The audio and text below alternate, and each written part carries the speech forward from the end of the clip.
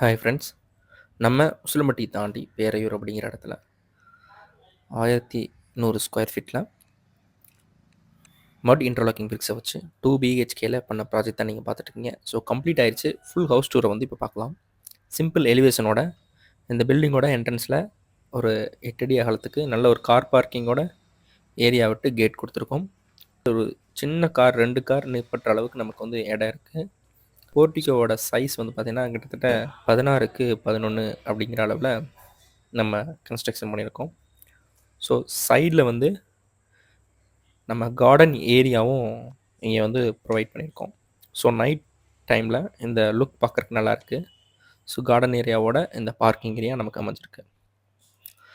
இந்த பில்டிங் ஃபுல்லாகவே மட் இன்டர்லாக்கிங் பிரிக்ஸில் பண்ணிவிட்டு நம்ம ப்ரைமர் கோட் பண்ணி வுட் டெக்ஸ்சர் மாதிரியே நம்ம வந்து அந்த மட் பிளாக் கலர்லேயே நம்ம வந்து பெயிண்டிங்கும் பண்ணியிருக்கோம் பிரிக்ஸுக்கு. அது லுக்கிங் அப்பீரியன்ஸ்க்கு பார்க்க நல்லா வந்து டீக் வந்து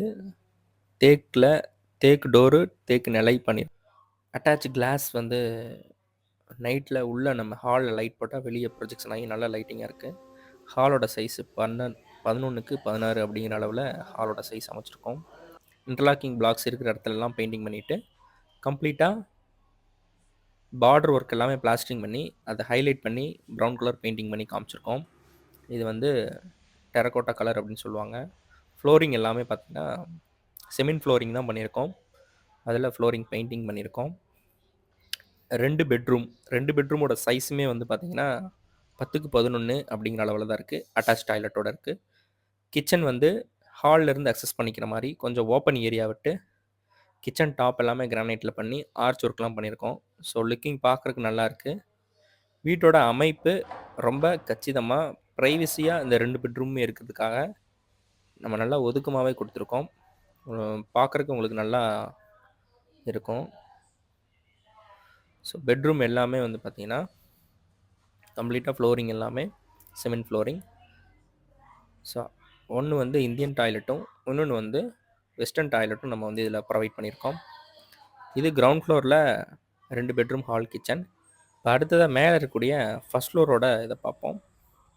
ஸோ கேட் எல்லாம் ஒர்க் பண்ணுறதை பார்க்குறீங்க நீங்கள். கேட் எல்லாமே வந்து நம்மளே செஞ்சு இங்கே வந்து மாட்டியிருக்கோம். ஃபஸ்ட் ஃப்ளோருக்கு ஏறுவோம். ஃபஸ்ட் ஃப்ளோரில் வந்து பார்த்திங்கன்னா ஒரு சின்ன 10க்கு 16 அப்படிங்கிற அளவில் ஒரு பெட்ரூமு. தென் வந்து அவங்க கிச்சன் யூஸ் பண்ணுற அளவுக்கு கிச்சன் ஏரியாவுமே நாம் உள்ளே ப்ரொவைட் பண்ணி கொடுத்துருக்கோம்.